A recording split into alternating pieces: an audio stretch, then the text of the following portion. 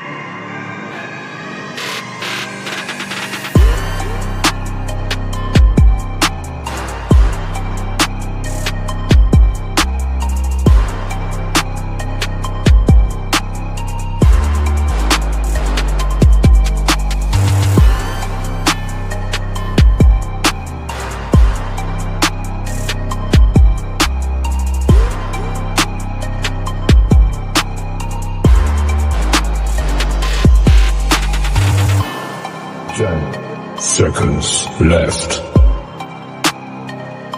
5, 4, 3, 2, 1.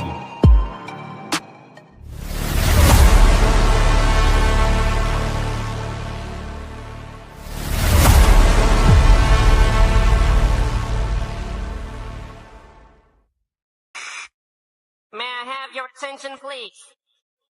May I have your attention, please?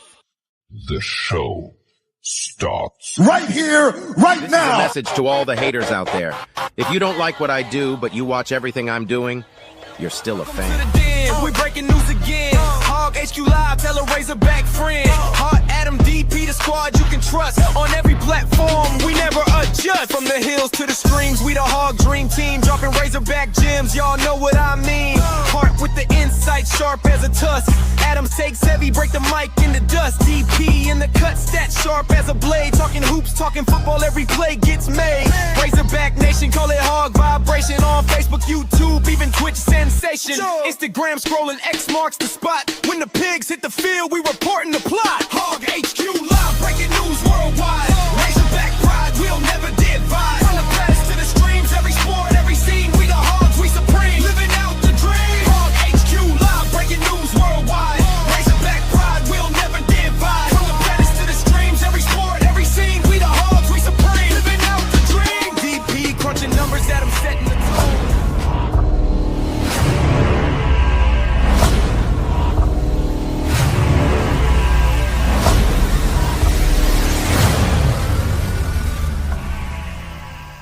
What's going on, everybody? This is your main man, Smooth Baron, and you're tuned in to Hog HQ. Woo! Pig Sue! Wee! Go Hogs! What Usher say at the beginning of that song? It feels so good to be back. Look, man, look. We in here, man. Look. 2 minus 1. Yeah, 2 minus 1. 3 minus 1. 3 minus 2. But if I say 3, that means he would be here. Anyway. He's with us in spirit. There you go. He's live, but he will be joining in the chat as well. So once again, look, welcome back to another great episode of August You Live, brought to you by the Hog Talk Podcast.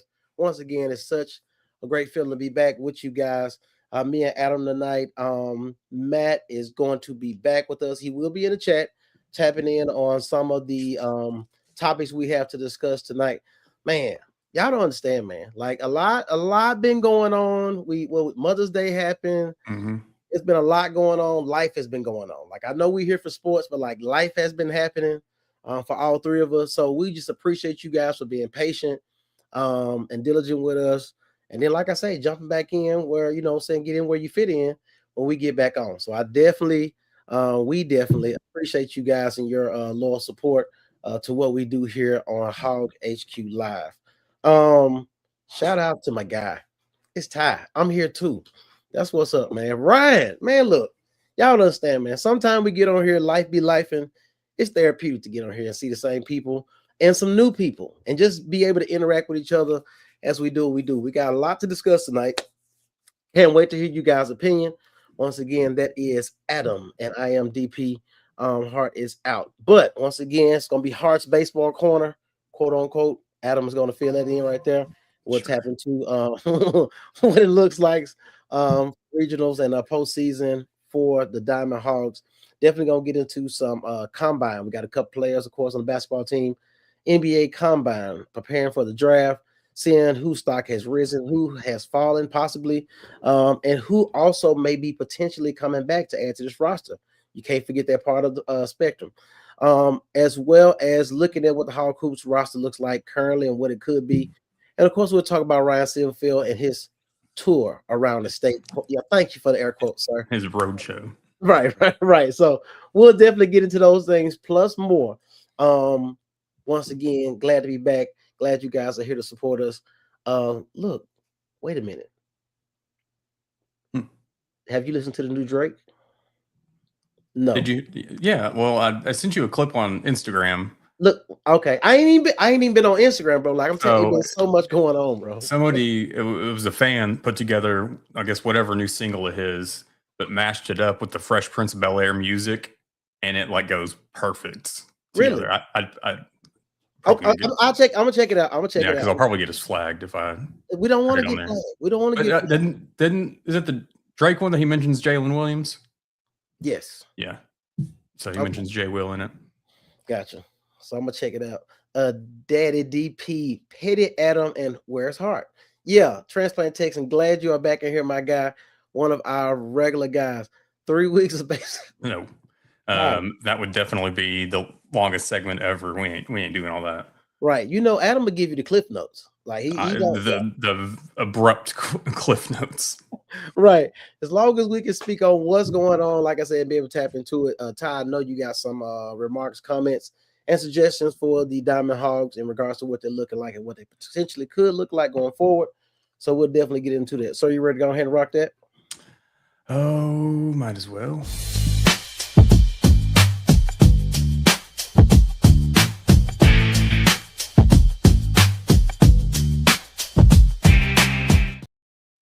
Dun, dun, dun. So Arkansas won the series at Kentucky 2-1. Yep. I believe that put Arkansas in 7th in the SEC tournament that'll be coming up. So yeah, let's roll with it. And then some folks, which y'all can tap in the comments, think that because we won the series at Kentucky, that we're now going to host a regional. We ain't hosting the regional. No, we're not hosting a regional. So get that thought out of your head. Lost game 1, 3-4. Let's see. Stewart hit a home run. We had 4 hits on 31 at bats, 2 RBIs, 6 walks, 9 strikeouts, 7 left on base, which is the recurring theme this season. I was just gonna say, yeah. Pitching combined, 3 combined to pitch. Let's see. Batters faced 32, gave up 7 hits, 3 earned runs, 1 walk, 12 strikeouts. Let's see. Dietz took the loss. He is 7-3 on the season, 6 innings pitched, 5 hits, 4 runs, 3 earned runs, 1 walk, 9 strikeouts.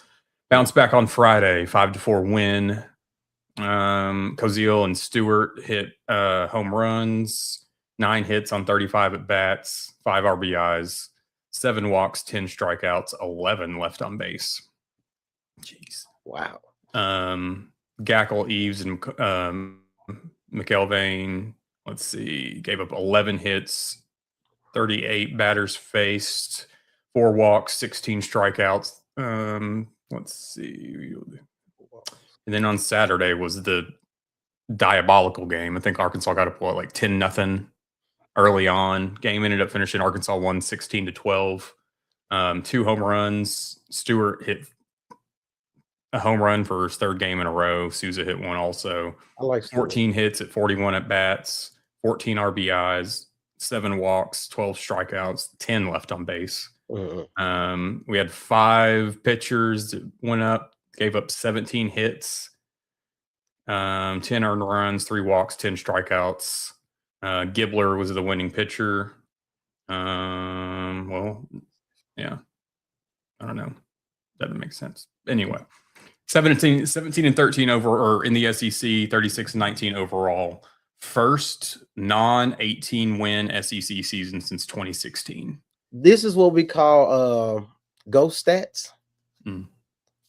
Who, I mean, is it relevant in the grand scheme of things? All that matters in the grand scheme of things is, I mean, you're 7th. The SEC tournament doesn't matter. You're going to be in the NCAA tournament. You're not going to host a regional, in my opinion. So at this point, you know, we saw it over a few weeks. It was like Arkansas finally turned that corner. It's finally that team that, you know, we've been waiting for all season. All season, yeah.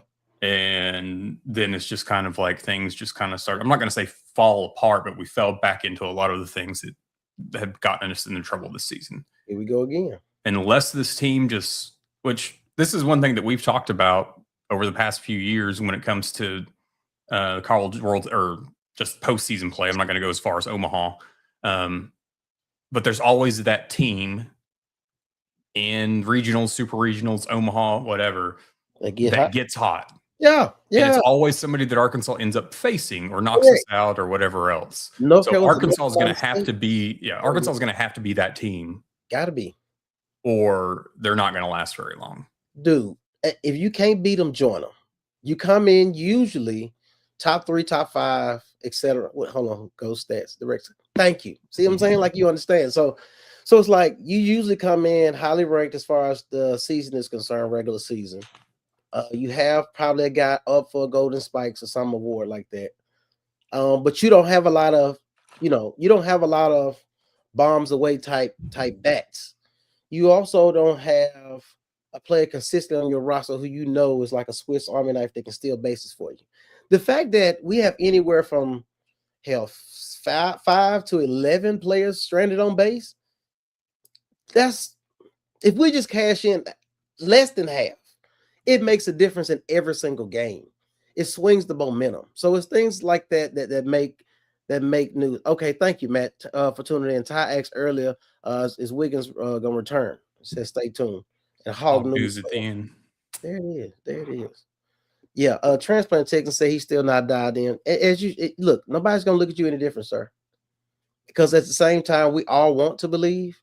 At the same time, we haven't seen it. Like, sometimes we have these rose-colored glasses on, and then we lose focus of what reality is. We get so caught up in our fandom that we don't really understand what's going on. Adam, Transplant Text says, update the masses on Hunter Razorbacks raffle. Shit. Are they not done for the season yet?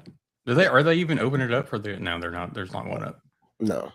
So they don't have a one on schedule next for, the last one that was against Oklahoma. The last jackpot was $9,900. So, and as everybody knows, we only get winning numbers now. We don't get to find out who it was because we like to dive in on who won those and what connection they have to Hunter Yurchek and the university. There you go.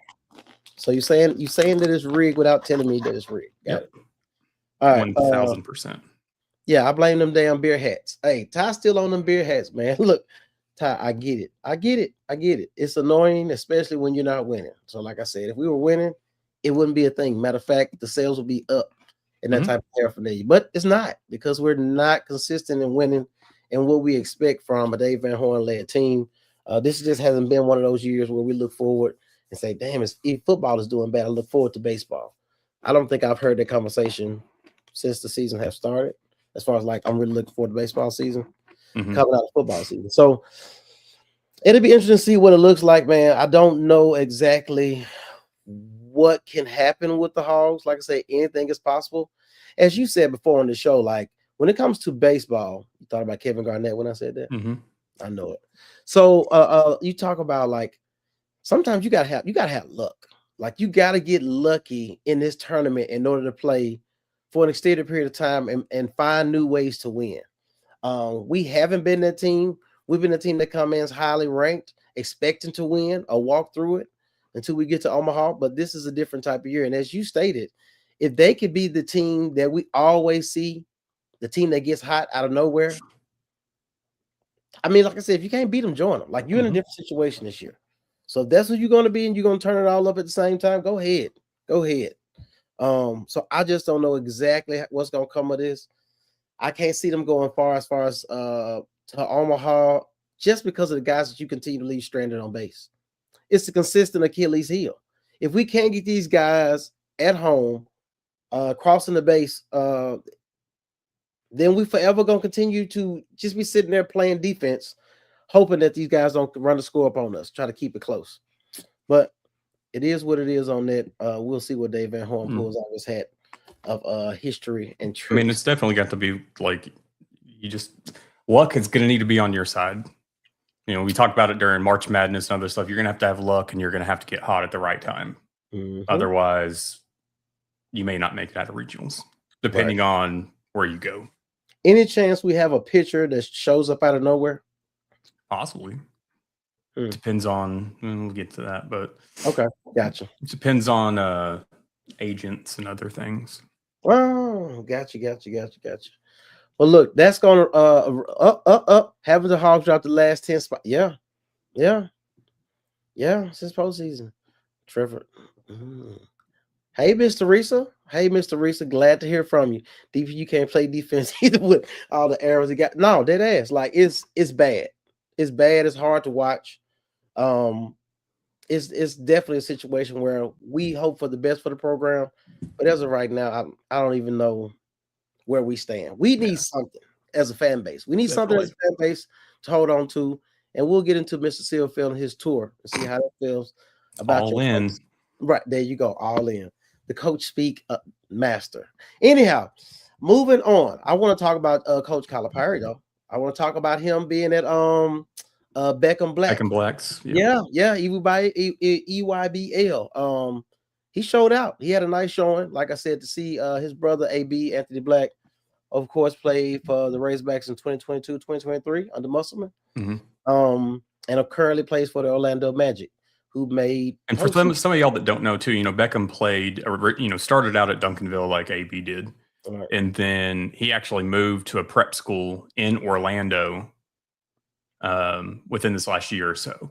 So not only, you went to a basketball powerhouse beforehand in Duncanville. Right. Now you've gone to a prep school out in Orlando living with your brother who's in the NBA. So, this kid's going to be, potentially better. And I know that there's people that have been in the comment sections when we post about, or we'll post videos on Beckham Black, and people that just give Anthony Black hate. Oh, I don't, because he doesn't pass, or he doesn't this, or he doesn't that. Right. And I'm just like, number one, Beckham and Anthony are two completely different players. Yeah. Beckham is more of a point guard, in my opinion. But at the same time, he can get buckets when he needs to. I just don't. At this point, it's just people shit talking to be shit talking. Right. But I just think back to when Anthony Black was here, and I don't understand where the hate comes from. Look, man, I think some people are just miserable and they're looking for something to speak negatively on just because it fits their current mood or situation. I don't know. I'm gonna pray for him, if nothing else. But at the end of the day, young Beckham, he was doing his thing, man. Like I said, looks like a legit point guard. He looks like my dude from the Boondocks. Don't know if y'all familiar with the Boondocks. Yeah, with the little cornrows. Yeah, I like him. I like his game. It'd be interesting to see Cal, like I say, recruit him. Well, it's funny too. This weekend is he had Duke and John Schreier was there, their coach, but he had Paolo with him. Yeah. So it's just funny because he had, Paolo's there with Schreier for Duke, but then Paolo and AB are teammates. Yeah. And that Beckham's had to have met several of the players if he's living with Anthony. For sure. Going down to this prep school. So I just thought that was funny too. But you just got to hope in the sense of the grand scheme of things, Beckham would look at being a point guard. Being a point guard. And being basically the highest recruit on John Calipari's list in 2027. I mean, right now he's the number 3. I mean, you want to guard. You're a guard, and you want to go to the league. Who do you go to? You go to John Calipari. Oh yeah, let's couple that with he's been to Fayetteville numerous times because of AB. So it's going to come down to, I think, Duke or Arkansas, but I think it's Arkansas to lose just for the John Calipari factor. Transplant Texan. That is currently and before Coach Cal. We have some nice point guards here. Mm-hmm. That's nice point guards. Some forgotten point guards. Courtney Fortson. Damn. He's on the what's that team? Arkansas team as well. I think he did 1 or 2 years in that team, Arkansas. As much as I dislike Jimmy Witt, his style of play, it just worked. It was so unorthodox for me. Well, and my thing with Jimmy Witt, I would always say this, but obviously it didn't work out for Jimmy Witt. Right. But a lot of these guys, and because we've seen the game evolve, college and NBA, even down to high school, or whatever, that nobody has mid-range jumpers anymore. Yeah. We're going to get to that. We're going to get to it. But if some of these guys could just develop that elbow mid-range jumper, I mean, there was something holding Jimmy Witt back. Maybe it's just other parts of his game, or that's all he had was that mid-range jumper or whatever. Right. But I mean, hell, Jordan Poole's made a career of it. Dude, what's his name? Macon? Daryl Macon. Dude. Mm-hmm. Kareem Reed. Yeah. Oh. Patrick Beverly. Pat Bev. Then we have Young from St. Louis. BJ Young. BJ Young. Damn. About him. So who else been fired? Y'all start throwing out previous point guards. Who was some 5-point guards at Arkansas? Now we talking about it. No, he wasn't a point guard. He was 5, but he wasn't a point. Gennaro Pargo. Yeah, I mean he did well in because he was with Joe Johnson, ISO Joe, and Big 3 for several years. Yeah. I think he was a coach at one point. I don't know if he's still coaching right now. I don't know. I do know. I mean, his wife was on Basketball Wives. Hell, if we want to throw out there the 1-year wonder, Rodney Clark, just from the shooters. We talk about shooters needing shooters, whatever. I mean, what did he put up? Like 51 one of his games. Yeah. So. Oh, yeah. Interesting. Hold on. Smells like Team Spirit. I mean. Hey, well, it's Clemson and Porter Hayes' problem now. Yeah. Since he's back at Clemson. Oh, that's right. Sidney Moncrief. Can't forget. Yeah. OG status. Corey Beck. Corey Beck had that dog in him. And Corey Beck was the right point guard for that particular coaching staff in that era. That 40 minutes ahead, Corey Beck was a hell of a guy. He was a hell of a point guard. Yeah, had some nice little point guards. Courtney Barford. Something about him I didn't like. I didn't like his. I don't know. I feel like he played Jalen Barford. Yeah, Barford. That's what it is. Yeah, I didn't quite. Is he the one that had the white patch? Oh, no, the white patch was cold.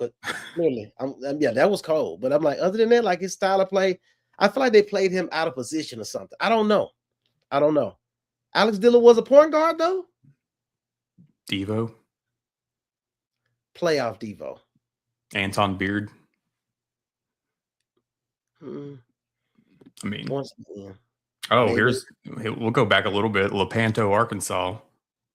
Kai Madden. Rashad. He went to Arkansas. Okay. Mm-hmm. Ulysses Nobles. Desi Seals. Jabril Durham. I have no idea. Dontel Jefferson. No. You didn't like Dontel Jefferson? I don't even know who that is. He wore number 4, if I remember. That doesn't help. Yeah. Look, anyway. Matt, Mayberry. I'll leave Mayberry. Okay. For a minute, I was reading too fast. I was like, what's his name again? Huh? What's his name? Dontel Jefferson. Doesn't matter. It doesn't, yeah. Kind of like The Rock said, it doesn't matter. I don't remember him. Kyle Madden, I forgot. Yeah, Kyle Madden. Yeah. Trip down memory lane. I know. Anyhow, going back into it. So We talking about these players, like I said, these point guards and Beckham Black potentially come to Arkansas in the future. But as of right now, we know we have a couple guys who are currently previously on the roster who are putting their name in the draft or looking for feedback. The question might be asked if you're keeping up. Still what my Ingram son said. You know what? Welcome. Hey, Welcome. I will say, since he brought Pittsburgh up in this, y'all have the widest quarterback room in all of the NFL. Bitch. We in it, let me tell you something. As long as we got you on notice, you whores, all you Baltimore whores. Look, this is the thing. We got y'all shook. See, y'all was over there talking trash. Y'all had your little draft, Ronnie Bruce Sr. Yeah, no doubt, Ty. Y'all was over there talking trash. We wasn't gonna get into it, but I wore it because I knew you jokers was on here hating. It's just Mr. Green. Mr. Green, you would like my attention, you have it. Hello, sir. Yeah, see, you ain't gotta do all that. All you gotta do is well, because we haven't brought up Darius Acuff because we still haven't even gotten to the combine. That's what we to talk about these four. Right. But see, here's the thing. Adam was on there talking, so we had to pause for the calls. Anyhow, let me get your comment. Y'all need to put females. Anyway. All right, I got you. Anyhow, talking about the point guards, talking about the guys. So Acuff, of course. I have been impressed with Acuff. I knew he was he'd do his thing in regards to the combine, the measurements or whatever. But that's the thing too with him, is he was taller than I thought he was going to be. 6'2". Yeah. Yeah. 6'2" barefoot. They weren't sure because you never know with college measurements what they're going to come in at. Because at the same time, we saw Malik Thomas shorter than we thought he was. Mm-hmm. But yeah, Acuff coming in at 6'2", 186, 6'7" wingspan. Standing reach is 8 feet 2.5 inches. So just the measurements alone. Oh, then he went 18 and 25, 18 and 25 from the 3-point drill, 72%. Right. Like, I think that based on his measurements and that alone, I think you were looking at him, which he's still probably going to fall into this range, but that's 6. Just go ahead and, 6, 7. That's 6. 7, Yeah. right. The number 6, number 7th pick. I feel like that just based on his measurements and his drills, that should put him top 5 no matter what. It's still going to come down to needs and trades and whatnot. But no, he had a good comp. He improved his draft stock for the little that he did. Right. But the question now in regards to that, Billy Richmond and Malik Thomas, the biggest thing for them as a Razorback fan is to hell with your combine. Are you coming back? That's what we want to know. With that being said, look at what these guys were able to accomplish at the combine. The question is, did Billy's stock rise and did Malik's stock fall? I think that initially when we saw just the measurements and whatnot, and then Billy had great shooting drills and everything too, I think Billy's stock rose. But then scrimmage time happened and he just kind of disappeared. Which some of the players did that, and I get it. So, I mean, hell, I'll just get into we've got some of the mock draft picks here. Let me see. Real quick, while you look at that, Joseph, have you been to Memphis? And if so, when was the last time you went to Memphis? I get what you're saying, but I'm just asking for the sake of the reference. Because clearly, Ryan says, wait a minute, Memphis, apparently he's close or live in Memphis, so you can probably go watch him live. But Joseph's question is, when the last time you've been to Memphis? Go ahead. Billy Richmond. This game performances away from first round pick. Facts. So this was just from a little while ago. They have Acuff projected at number 5 to the Clippers. I hope that doesn't happen. Malik Thomas, they have 28th to 31st, which would be Minnesota, Cleveland, Dallas, or New York. Billy Richmond, they have going 51st to Washington. And Trevin Brazil, they have going somewhere between 43rd and 51st, which would be the Nets, Dallas, or Washington, somewhere in that range. I'm in this boat and I've talked about this on Hog Talk, and I've talked about it here too. If you're not a lottery pick in this day and age of NIL, unless you just absolutely do not want to play college ball anymore, you are better suited to return to college because then you're not going to have to deal with these two-way contracts, the not guaranteed money. Because you fall into that second round, you're not guaranteed money anymore at all. You guaranteed overseas. Billy Richmond and Malik Thomas, I think he'd be better suited to come back to Arkansas. And yes, I'm being a little bit. I was wondering when you're going to speak on it. Okay, I was wondering if you're going to be a little, You'll come back and make $2 million here next season because I guarantee you, both of y'all. I mean, no, you're not in the portal, so you don't have necessarily that leg to stand on. Okay, well, I'm just going to dip, but at the same time, you kind of have the say in your. I mean, so you're going from potentially a two-way deal where you might be making $500,000. That's a big might. Yeah. To where you can be guaranteed $2 million for 8 months, 6 months. Yeah. And then go up your stock to go back into the NBA draft next season. Yeah. I think they're both better suited for it. And I think if they both came back and money was on the table or whatever, by all means, y'all need to be asking for $2 to $3 million. Because if you're not going to be a lottery pick, there is no point you go into the. And I think this too is why we've seen. So in 2021, the NBA draft had, I think, a record of like 376 entrants into the NBA draft that year. Gotcha. This year, there's less than 80. Any chance that NIL rev share has anything to do with? Now you're getting this extra eligibility. Well, now they're trying reeling it back in for 5 and 5, not doing 6, 7, 8 years of eligibility. But no, it's totally NIL because why? I mean, why would you risk it? You know what? I can't lie. From that perspective, like I said, most people who watch on here are usually college fans. They watch the Razorbacks through and through, no matter what the sport, whatever. And a lot of people will come in here and say, "Hey, I really don't watch NBA as much," unless you're just a guy or a gal who just keeps up with sports on any level. With that being said, this makes the NCAA tournament so much better. Yeah, so I get it that people don't want throughout now. People are like, oh, there's no more, like you missed the Cinderellas or you missed the this or you missed the that. I'm looking at it from the standpoint, the past 2 years, we've gotten so much better games. Absolutely. In the NCAA tournament. You still have a couple of them knocked out in the first round, like a couple of upsets or whatever. But all in all, you get more competitive basketball as the games go on. Right. And now, yes, they're expanding the NCAA tournament. So it was 76 teams or whatever it's going to be now. Can we agree? I'm sorry. Can we agree that that's a money grab? 1,000% it is. Okay. All right. I'll just make sure on the same. But here's my thing with that too. If you're going to you're expanding this out, so we've gone from 64 to 68. Now we're looking at 76 or whatever it is. You're going to have more of these play-in games. Stop making 10 and 11 seeds play-in games. Right. The people that are in these play-in games need to be teams like we were talking about early in this season, like with Bruce Pearl wanting Auburn to be, in the NCAA tournament. Right. These teams that are on the cusp that you're not sure about, put them in these play-in games. Right. If you won your conference and you got an automatic bid, you shouldn't be in a play-in game.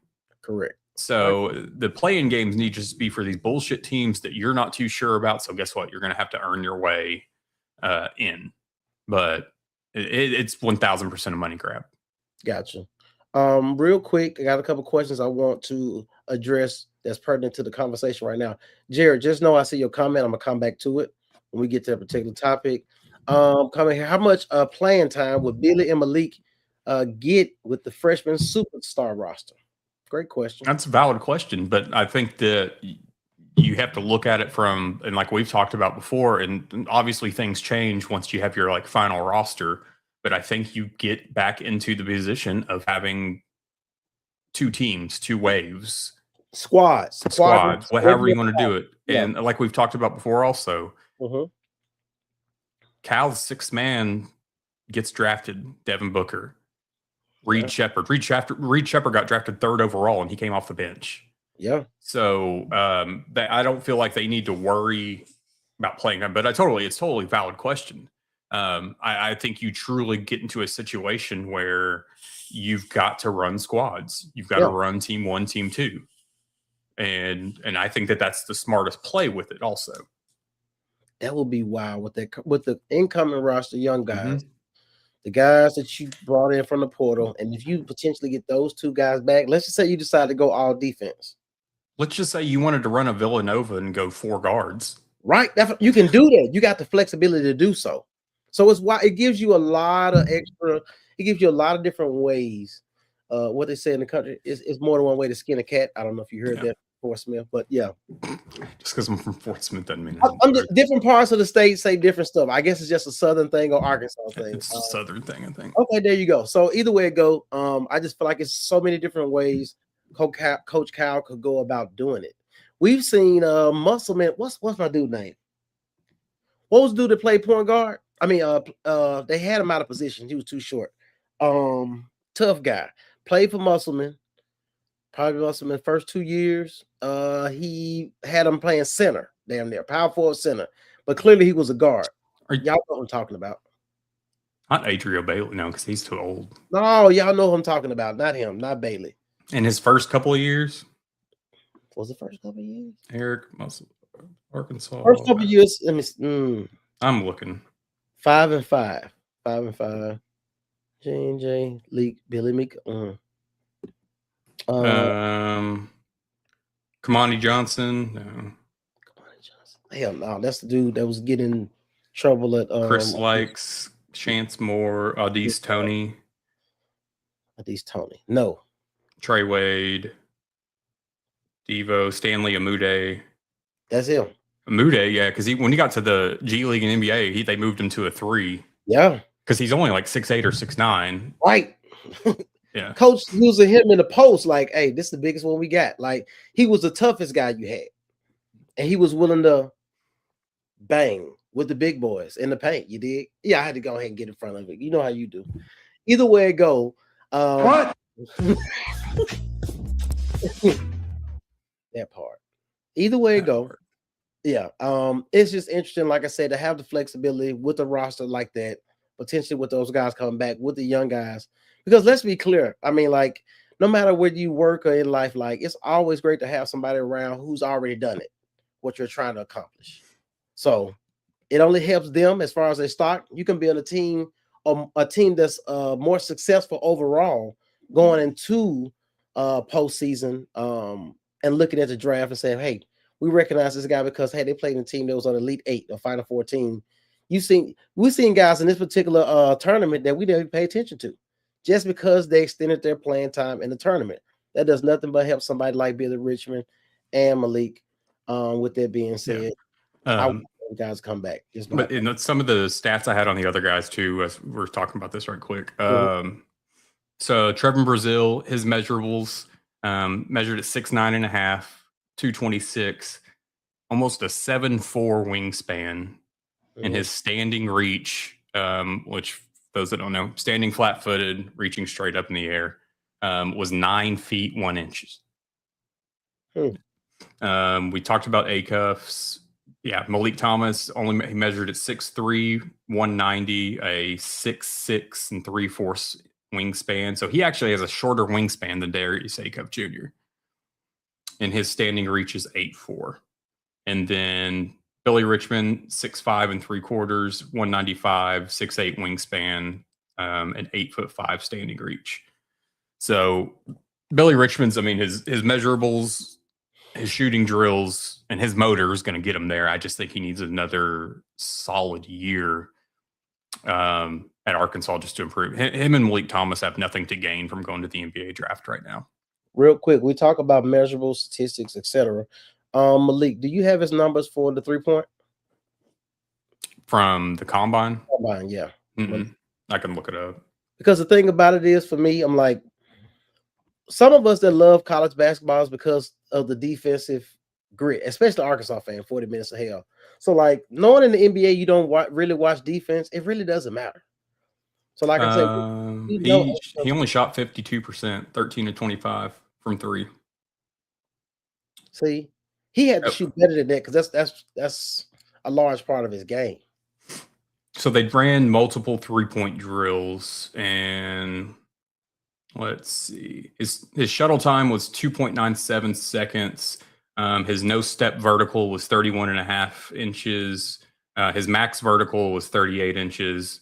So he shot, 3-point star shooting, 52%, 13 to 25, which is tied for 6th. Spot up 3-point shooting, 14 to 25. Off the dribble, here's where he got it, was off the dribble, he was 22 or 30. Free throws, 10 for 10. But, him shooting in the 50s when you had, Darius and Billy shooting in the 70s. Yeah. Uncontested.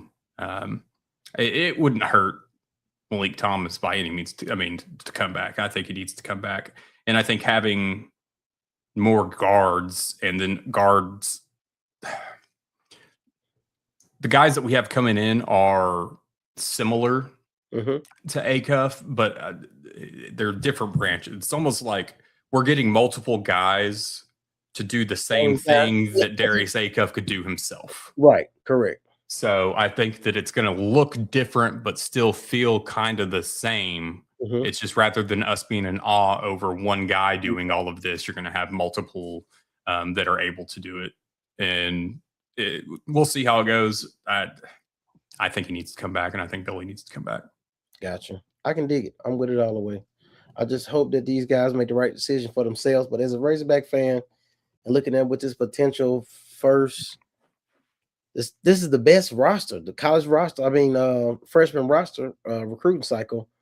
With those guys coming back, it's just, I don't know. It's next level of what this team could potentially look like going long term. Now, I did see Trampoline Text ask a question about a big. Now, see, that makes sense.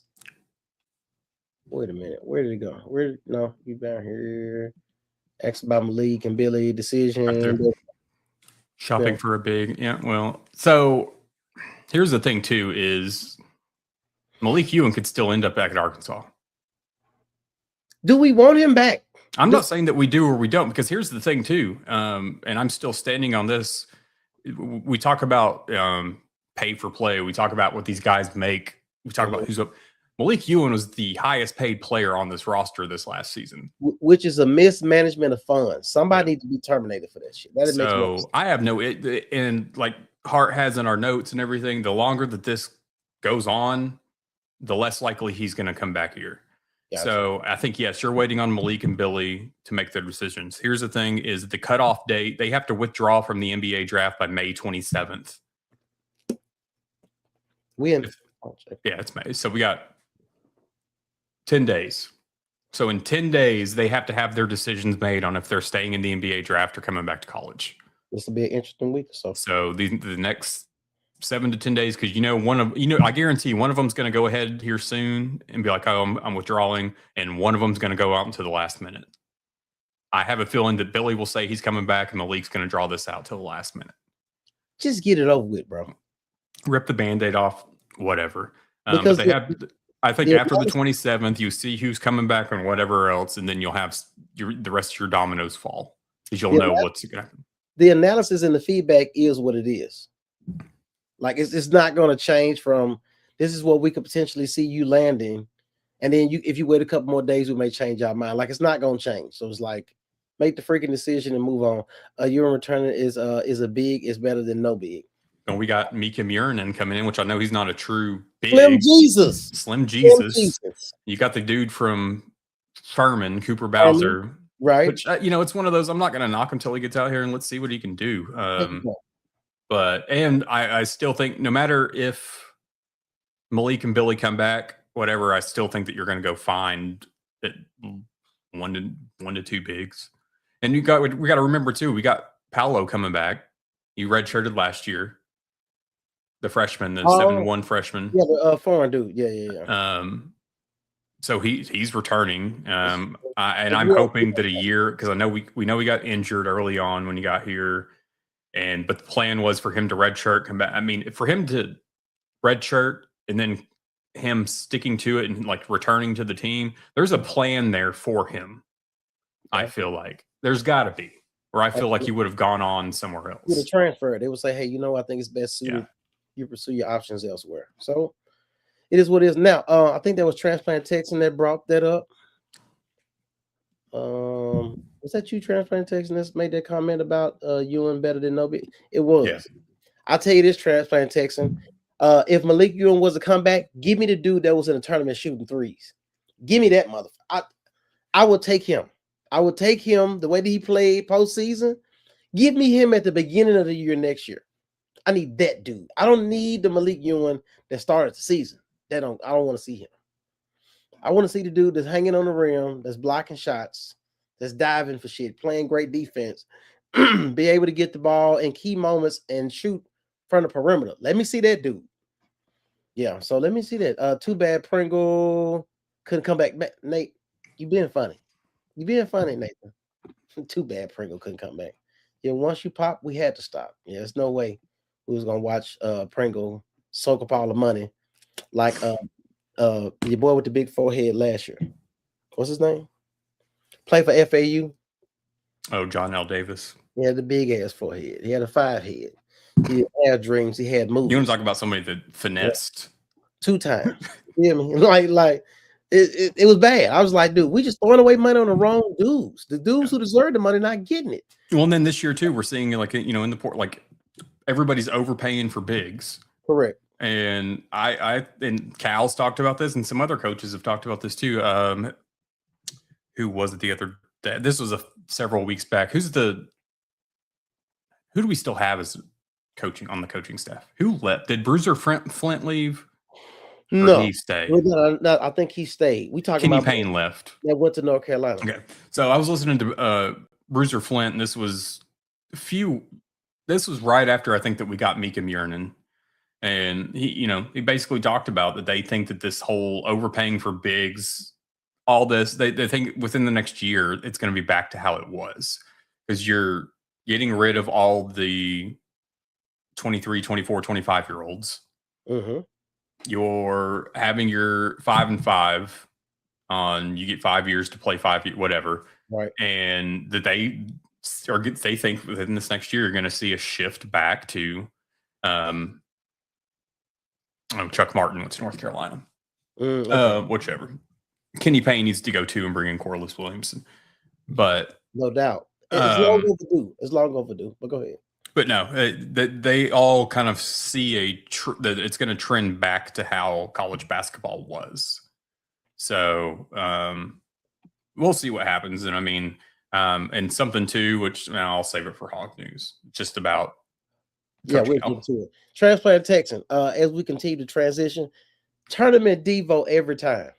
Yeah, 100%. Yeah, it's not even close. Like the way he showed up in the postseason, man, like that was next level. And like I said, I hated in his career at Arkansas. He went to Oklahoma State where he averaged like 7 minutes a game and like 1 point. And making lame ass videos, dancing on TikTok. Like it was out of pocket. Him and Beer Brown need to like go make some videos together. You know what I'm saying? I'm gonna be honest with you. I look at the OKC real quick, and Jay Will and all those guys, and McCain and all the little that goofy shit. But they're having fun though. They having fun. That's what they do. These young guys. With that being said, I felt like they just messed Debo up. Not being with his boys his last season. Oh, I could totally see that. It messed him up. I really think he really felt some type of way about it. But at the same time, I even look at different sports, but I feel like similar. And say what you want to say about KJ Jefferson. Mm. But even when he went to UCF, like his body language was different. And he would Jerry, motherfucker. I like he ended up being third string at UCF, got beat out by a freshman. So I'm sorry. And still coming to Fayetteville to visit. Nathan. Stop it, Billy. Stop it. Nathan, you gotta stop. You don't have to be. Nathan, you don't have to be this person all the time.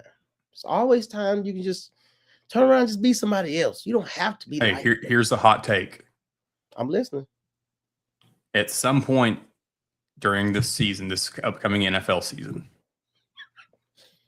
Aaron Rodgers, an uninjured Aaron Rodgers, because I don't want to play this like, oh, he gets hurt, blah, blah, blah. Will Howard will replace Aaron Rodgers at some point this season. Oh, I'm signing up for that shit. Like whether he gets pulled and you put in Will Howard or whatever else, Will Howard will replace Aaron Rodgers at some point this season. I respect your opinion when it comes to football because I understand like your knowledge of the game overall. Like, so I respect what you got to say. Like, even though we had a banter back and forth because I like the Steelers, you like the Ravens. Like, I like to be realistic. I'm looking forward to that because one thing about the Steelers is we have a hard time moving on. We love to live in the past. We don't know how to transition properly like other teams do. With that being said, you can't draft a guy as high as you draft this guy. We got, what's that dude's name? We got the number one receiver from Michigan the year they won the championship. Y'all don't even remember the year that Michigan won the championship without looking it up real quick. You know it was a couple years ago, but you don't know exactly what year it was. Anyway, this dude has been sitting on the bench for like three years. Like we're going back to like Braylon Edwards or some shit. Oh, hell no. No, they won a couple years ago. Remember? But either way, I'm saying like he's just sitting on the bench and look like play the damn dude. He was a first round pick. It's crazy. My guy Ty did have a comment. I gotta go find it. Ty, it was hilarious. Hello, you play to win the game. There you go. You play to win the game. Jared, I was gonna get boom. There you go. Find it. What does Kyle have to say about Billy going to the NBA? I love it. I mean, he's all about. I just hope that for like, I don't think this will happen because the mindsets are different. We saw what happened with Carter Knox going to test the combine and then coming back. Trash. Malik, both of them are, and this is not a shot at Carter, but both Billy Richmond and Malik Thomas are better than Carter Knox. Not BOTH. Both of them. That part. It's a Southern thing, man. No doubt. Matt, I see what you're trying to do here. Initially, I read this and said maybe this person is high or something. I don't know, but I recognize you just short. So that is the new point guard. His name I thought it was an F. I thought it was Smith. Who the hell is Jordan Smith Jr.? Abdou Toure. Malik? No. I know he has. Malik Thomas, Billy Richmond, Mika Murinen. I don't know what he's. Yeah. Right. That's because here's the thing too with Slim Jesus is he runs the floor. Okay, Matt. In your defense, you don't have to type it. I recognize the A is next to the S. I know who you meant. Yeah, it's Adam trying to call you out like you can't spell. I understand. No, I see. Is that like option A? Where's option B? Like I don't like. What are we doing here? 3-man rotation. You silly. Either way it go. Yeah, Jordan Smith and Abdou Toure and Mika Murinen. There's going to be some connections on this next year's team because if y'all hadn't seen Mika Murinen, his highlight videos, like he attacks the rim, he goes after boards. The only thing that I think that he has to, which some of these European guys translate better than a lot of us give them. We see their size and we're just like, oh, he's got to go put on 20, 25 pounds. So these foreigners they play differently. Sounds like a linebacker recruited by Arkansas. He's 5'11", 195. Got to put some football weight on him. He's still growing. No, this motherfucker's too small. Why do we do that? There you go. No, we don't. Recruit the dude the size that he already needs to be. Here's the thing with some of that too is they'll put on the weight or the muscle or whatever when they get to the league. These guys are 18, 19 years old. Do y'all remember what Giannis looked like when he got to the league? Yeah. Compared to what he is now? I mean. Yeah. But no. I see where you're going. But every time I looked up when Nick Saban was coaching, they was getting dudes that was 6'2", 225, playing linebacker. The way he need to put on is 10 pounds, he's going to grow to be 6'3" and a half. And his highlight film will consist of when he played Arkansas. That's why he became a first round pick. That's what I'm talking about. Adam being heartless to heart. What up, fella? What's up, Jay? What's up with you? Well, and let's remember too, if we looked at our basketball bench for some of the guys who didn't play this season, there's a couple of the foreigners, international players. That probably sounds better.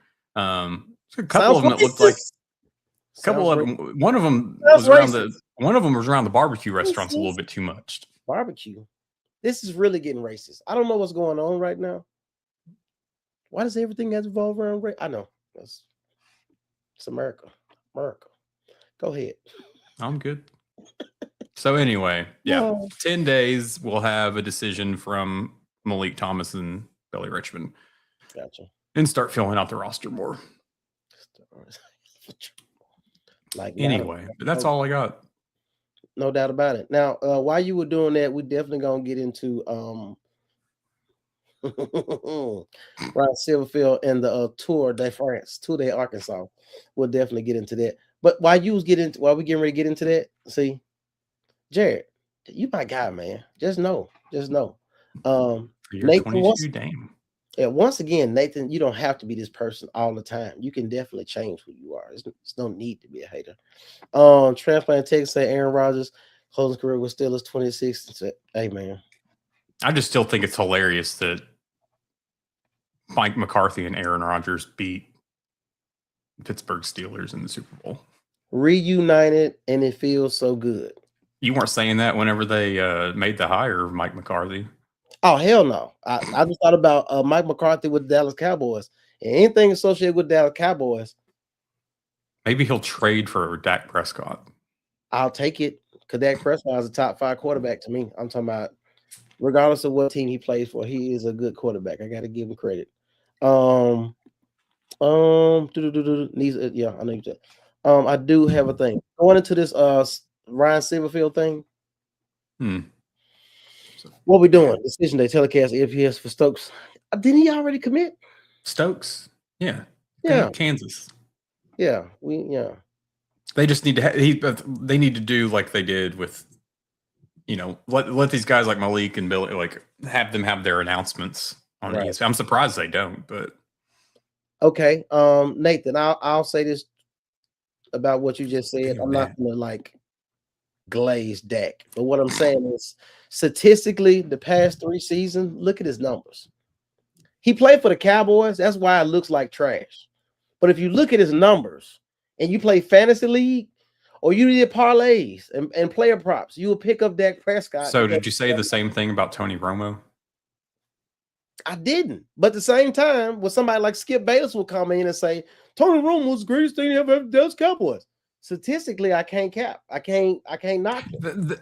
The ESPN and Fox Sports and all those guys, I mean, we all know they have some of the worst take. I mean, Colin Cowherd said that Ben Simmons was going to replace LeBron James as the best player in the NBA.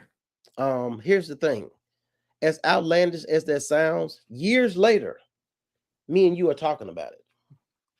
So it worked. They always ask what would happen if I didn't win. Guess we'll never know. Back to your boy. All in. Silverfield. Yes, the recycled catchphrase from. Here's the thing too: is hey, it's 5 letters. It's cheap to put on T-shirts and billboards and whatever other bullshit. But no, it's. I get why they did this little tour thing, road trip, road show, whatever they called it. But at the same time, like you wouldn't have had to have done this if you didn't shut down all the local Razorback clubs that were around the state. But instead, you shut them all down. And so now you had to go on this little tour to more or less fundraise, try to get some fans back in your good graces, handshakes, kiss the baby, whatever else. But you still alienated a lot of the part of the state. You didn't go down to the Delta. You didn't go up to North. Well, you went to Jonesboro. Why would you go to Jonesboro? Why would you go to Jonesboro? It's like why wouldn't you go to West Memphis? Why wouldn't you go down to Warren? Why wouldn't you go down to other parts of Arkansas? Besides, I mean, no offense to Jonesboro, but you got no business being there. I think you just had a recruit from Valley View, but other than that, like I haven't heard of a player from Jonesboro High. And let's be clear, unless you dominate in Arkansas State and dominate recruiting all over the state in regards to that area, there's really no need to go. You can't sway Arkansas State faithful to all of a sudden start cheering for the Razorbacks because you showed up as a head coach. It's not going to happen. Some of the parts of the state that when we look at Arkansas as being really good teams and look at the Arkansas recruits on those teams, you would have been better off they come by skipping Jonesboro and just going straight into Memphis, Tennessee, and having one of these. No, it just makes sense. People still know you over there. We trying to figure out who the hell you are and if it's real. They already rocking with you because they know what you done did at Memphis. But like I said, you still got something to prove to us. Jonesboro is booming in regards to recruiting. My cousin, my nephew is over there. He is the #1 in the state in triple jump. I think I've been to Jonesboro once in my life. What's in Jonesboro besides Arkansas State? The fact that you pausing says everything we need to know. Like I legitimately couldn't tell you anything that's there. I don't even know if I've like been there. Maybe even just driving through. I don't think I've ever stopped there. Right. Definitely gonna get into it. I'm gonna go back to Ty's comment real quick. Don't make fun of Silverfield's tour in Arkansas. Apparently, he has to raise his own donations. 100-year check isn't doing anything. He's making it look like that. We're bringing back the tennis programs. That bullshit. Here's my thing with that too. So in January, they announced that 100-year check needed to find $15 million in the budget for the money that they were wanting to allocate to the football program. You didn't find it within the few months, 4 months or whatever it was. And so then you abruptly shut down the men's and women's tennis program. And then within 3 weeks, you backtrack because the tennis programs raised the money that would have been cut, which was what, $2.5 to $5 million, whatever it was. They raised the money within 72 hours. So here's the funny part about all this is they raised that money for the tennis programs within 72 hours. Millions. Okay. Those two programs raised more money in 72 hours than the Razorback raffle has the entire time. Shots fired. Shots fucking fired. So you are taking a page out of my book, I guess, being petty. And because if you read the release too, this is temporary. This is short term. Yes, they're letting these programs come back, but they're going to review it. What they're reviewing, because they included in it that the Razorback Foundation and 100-year check would review the money that was donated. They want to see who gave that money. Why does it matter? Because they want to see if that money would be better suited to football. So they want to say in that money. Or they want to go to those people who donated to tennis and say, hey, why don't you donate to football too? Look, let me tell you something. You better ask IMG. The cartel was running IMG. I don't know if all money ain't good money. I don't know if y'all play dominoes, but all money ain't good money. Just because you can get 25, it's not a good idea to just take it. No, it's not the thing to do. 100-year check got to pump his brakes. Because like I said, at the end of the day, we need you to do not the bare minimum. We need you to do the necessities in order to run this program to be a successful program. Particularly football, god dog it. Like, we know the chicken man is making sure basketball is doing what it's doing. But the football got to shake at some point. Like, this shit is getting out of point. I do want to get Jared. Jared, thank you for the reminder. Because I know you was in there, but we get to talking and we miss it. Remember Juju Pope, who was a multi-purpose guy, who I think Juju Pope came out of Georgia. I think he out of Georgia or Florida. Yeah, well, I think he's out of Georgia. Actually, I think Juju Pope. I think he went to the same school Jimmy Smith used to coach on the east side. I think that's who that is. Anyway, but Juju Pope, I remember he was committed to Arkansas Pone. He became the top JUCO running back and will be RB2 for the Badgers next year. Now, Jared, you talking about Wisconsin Badgers? Yeah, he's from Mississippi. He's from Mississippi. That's what it was. Yeah. They had him playing either running back or linebacker. That's how versatile he's got. And they've got, he'll be running back at Wisconsin. That's what he was at Northwest Mississippi Community College. But yeah, he came here and they didn't know. It was like, you're going to be a linebacker, you're going to be running back. He just didn't know what to do with them. Here go the thing. I've heard that conversation once that really mattered You know who that person was? You know who that coach was that asked, and you know who the player he asked it to. You want to play running back or you want to play linebacker? That was the question. That was Joe Paterno. And that was LeVar Arrington. Dog. Like the fact that he was playing running back in high school is wow. Tennis donations didn't need. Yeah, definitely did. Yeah. Definitely did. It's lazy. It was laziness on Hunter Yurachek's fault or part. Yeah. So we've already shown that he can't fundraise. You outsource a raffle thinking it's going to save you. It doesn't. It's a joke now. You look silly. All in all, I mean, 100%. It's ridiculous. But no, this roadshow thing, there could have been other avenues that they took. They could have not stripped the local Razorback clubs, and stayed with it that route. But I get it. You're trying to go around to, I guess I don't want to say show off Silverfield, but just to let him see, or the fans to see more of him. None of this matters though until we get to the playing this fall. And potatoes, right? You can kiss the babies, you can take the pictures all you want, but until you step foot on that field in September, none of this matters. Wins and losses. That's all we measure you on. We understand it's year one, but guess what? We wanted to give you a buffer because we're Razorback fans. And what does that mean? We're semi-delusional. Okay. But at the same time, he's the one that said in his opening press conference right now. And that's where you fucked up, sir. Yeah, because that's what I'm going to hold him to. That's what I'm saying. I'm like, dog, just let it play itself out. We understand it's going to take you probably hopefully we saying 2 years for you to get your system in here, get your guys in here, maintain the guys, maintain the roster who was already currently here, and then actually be competitive against all teams in the SEC. I think this year will be different in the sense of the way that they compete. We've seen in the past couple of years under Pittman, these guys just gave up on football. They gave up in the middle of the game. So I think they'll play harder, but playing harder and still losing games by one score, it's only so much we can take before we turn on you, even though you just got here. Weren't the all-in gatherings a ticketed event?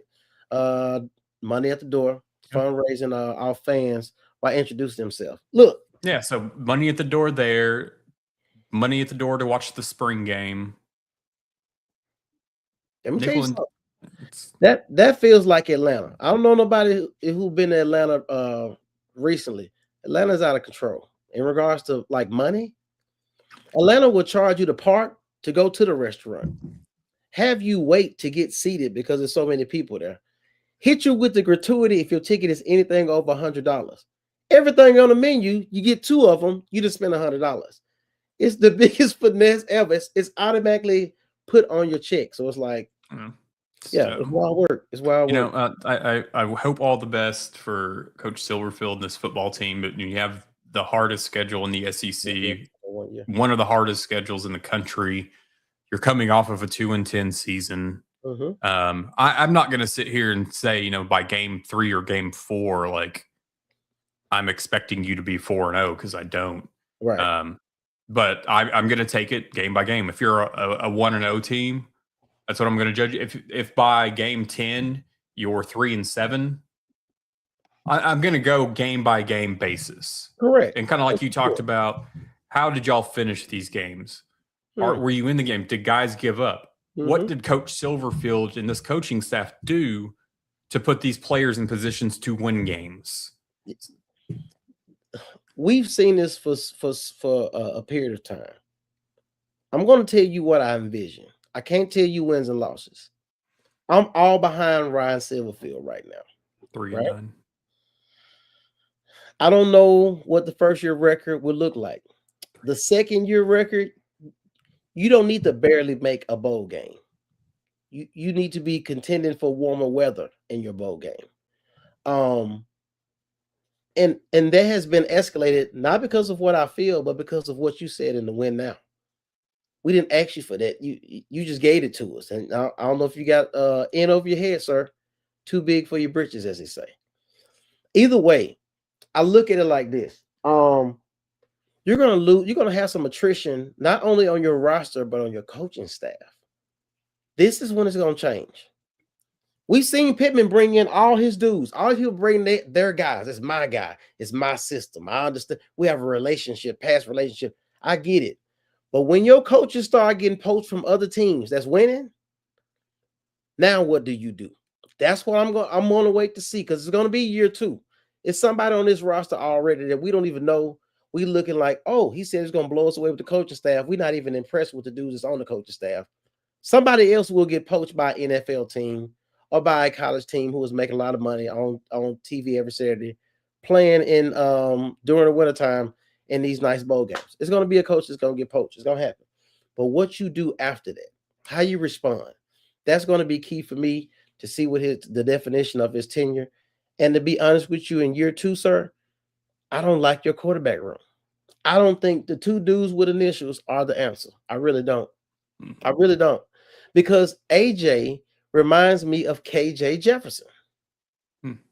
You got the bill, right? You could be a physical guy. We've seen you can use your legs, but you are raw in regards to mechanics.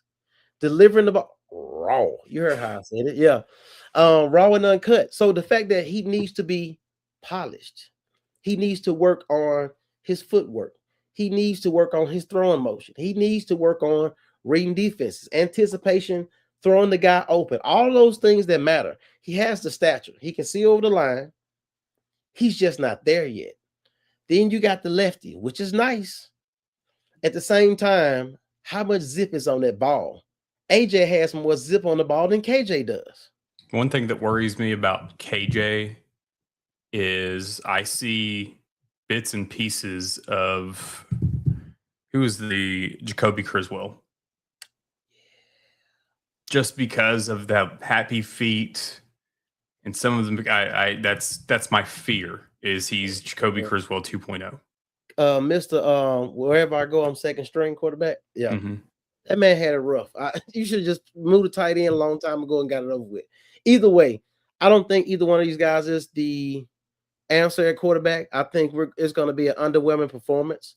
I think they're going to be able to do things like KJ wins the first game, but you look up at statistics and like, wait a minute, he went 17 for 27. Like, wait a minute, like why against that team? Like maybe he went 15 for 20, like 200 yards, but it's ugly. So I'm like, I need these guys to get it together. I need to figure out what they're gonna do. Hell no. See, Nate, he just don't stop. Yeah. He's continuous. It is what it is, but I don't like either one of those quarterbacks. I think our quarterback is on the roster, but y'all ain't gonna look at him because you know he looked like Adam. I mean, at the end of the day, Cade Trotter. Not the dude from Clemson. I like to do for Angelo State. Oh yeah, you've talked about him. I really like him. I just like his game. I like his moxie, if you will. We know that this is KJ's job to lose. Correct. So, and if you don't look impressive, sir, through 3 games, you can get your ass on the bench and look for a transfer spot next year. We can't wait to figure this out. If you're not going to name a guy now after you did spring, I don't. You're gonna wait till before game 1 and then make the guy a starter, and we know it's gonna be KJ regardless. You know who's gonna start at least 1 game this coming season? At least 1 game? Yeah. Not for Arkansas. NFL. Taylon Green will start for the Cleveland Browns. Because the Cleveland Browns have 7 quarterbacks in their room, and all of them could play. Anything is possible. How do you replace coaches? Look at Bielema. Yeah. He replaced it. I mean, he got better with. He got better. I mean, I don't know. We got a long time between now and September. So, and of course, once fall camp starts, we'll have more stuff coming out. But, quick, we just want to go into Hog News while we wrap it up. Let's do it. I'm going to get these questions while y'all got in here, too. Go ahead. It's time for some Hog News.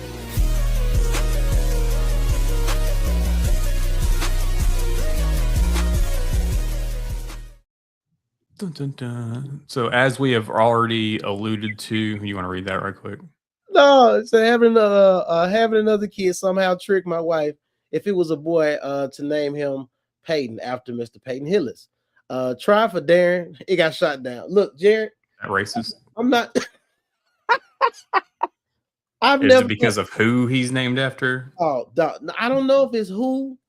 I just don't know if it fits. You did what I'm saying? Like, this is all speculation, but that is hilarious, Jared. I appreciate that because we don't know, and it's like my boy hey for the minute. What do you call him? White Dante? Black Dante? What's his name? Dante Chefachenko, whatever his name is, Minnesota. You know what I'm talking about. You don't know they call him Black Dante? No. Gotcha. Anyway, one positive thing, Siffield won't know what to do. Like, yeah. Ryan, look, I think if Ryan Silverfield gives us coach speak and he says stuff other than I don't know. I don't know. When I tell you that pissed Adam off, I don't know. He was pissed. Yeah, it was what it was. Impressed by the coaching staff. Yeah. Oh, sorry.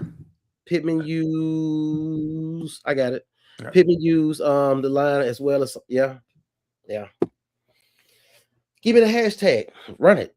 There we go. All right. What do we got going? So, like we already talked about, NBA draft to return to the NCAA. Billy and Malik will have until May 27th, so we got 10 days. NBA draft is June 23rd and 24th.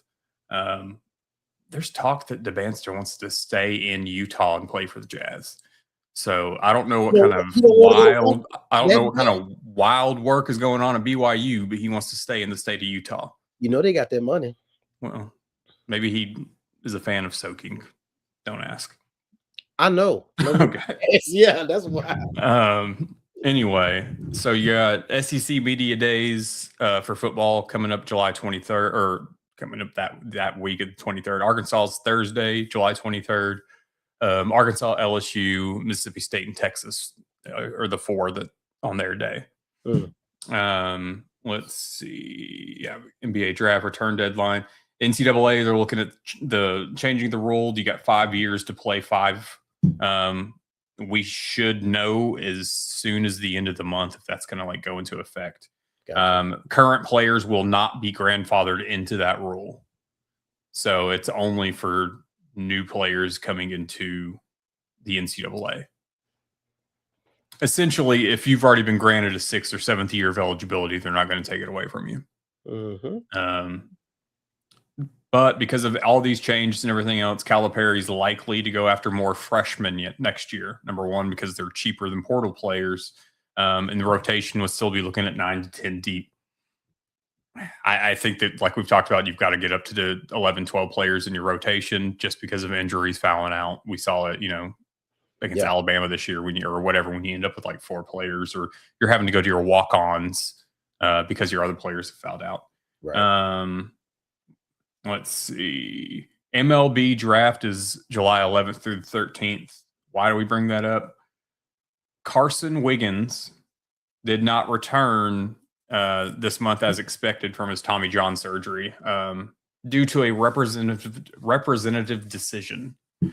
So he's expected to go in the first 2 rounds of the MLB draft, kind of similar to Peyton Pallett. He missed the season and was still drafted in the 2nd round by the White Sox back in 22.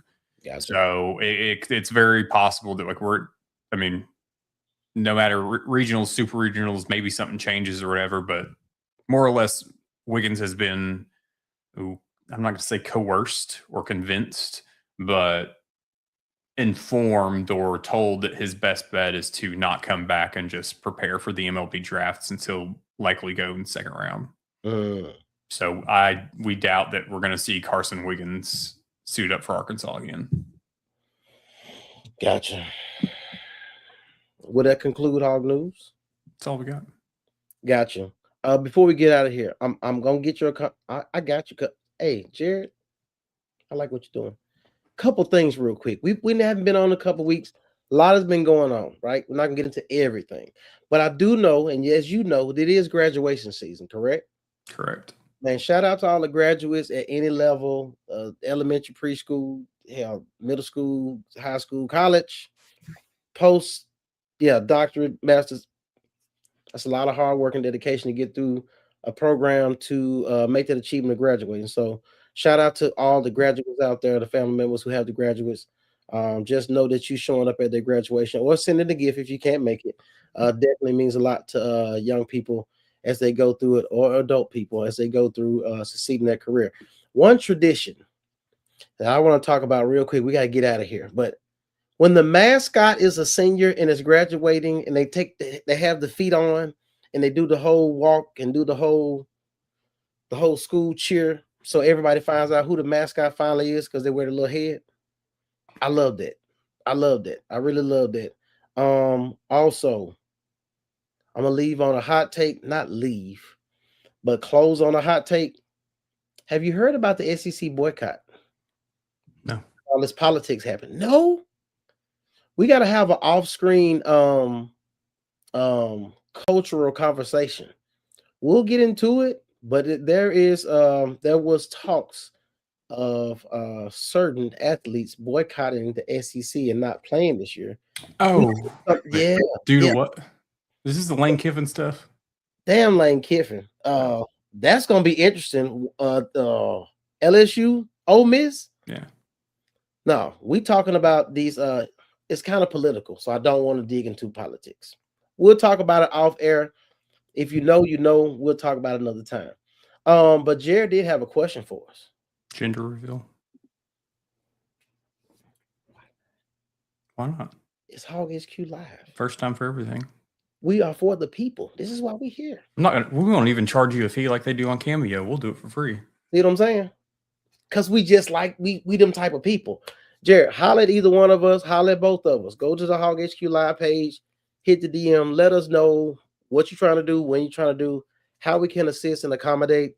We would love to assist with that, man. The fact that you would trust in us to do a gender reveal with your partner. I know that sounds weird when people say partner, because usually, anyway, I digress. Where are you going with that? Nowhere. I'm going to stop it. Okay. But yeah, Jared, definitely holler at us. We would love to have you on here and do the gender reveal. I think that'd be really dope.